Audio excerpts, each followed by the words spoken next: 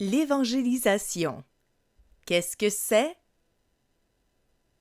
L'évangélisation, c'est l'action d'enseigner les évangiles, les rites et les valeurs chrétiennes pour convertir des personnes au christianisme.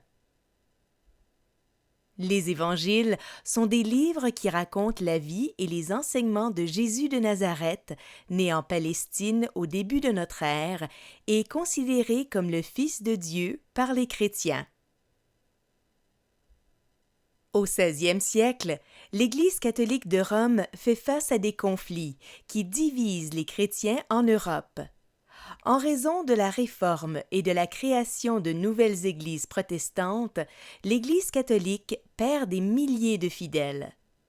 L'Église réagit non seulement en se réorganisant, mais aussi en demandant aux royaumes catholiques comme le Portugal, l'Espagne et la France de convertir au christianisme les populations autochtones d'Amérique.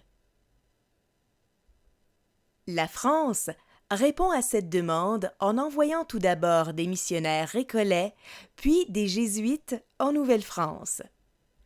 En 1627, dans l'édit qui décrit le mandat de la Compagnie des Cent Associés, le roi Louis XIII déclare que la Nouvelle-France est un territoire exclusivement chrétien, où seuls des catholiques peuvent s'installer.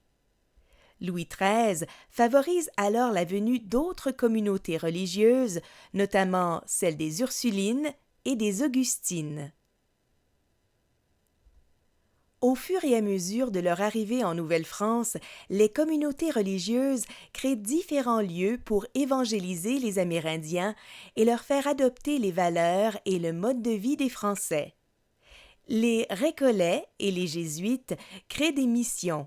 Les Jésuites créent aussi des réductions et des écoles. Les Ursulines créent des écoles et les Augustines des hôpitaux. Les missions sont construites au cœur des territoires amérindiens.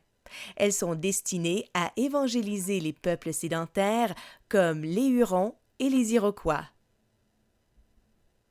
Les réductions sont des petits villages, souvent construits près des établissements français. Les réductions visent à évangéliser, mais aussi à sédentariser les peuples nomades comme les Algonquins, les Montagnais et les Abénaquis.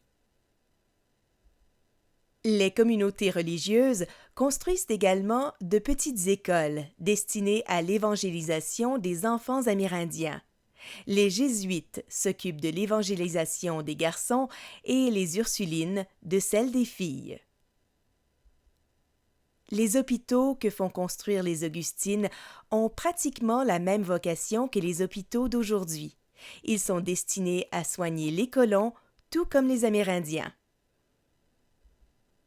Les communautés religieuses font d'importants efforts pour évangéliser les populations autochtones, allant même jusqu'en Huronie et en Iroquoisie.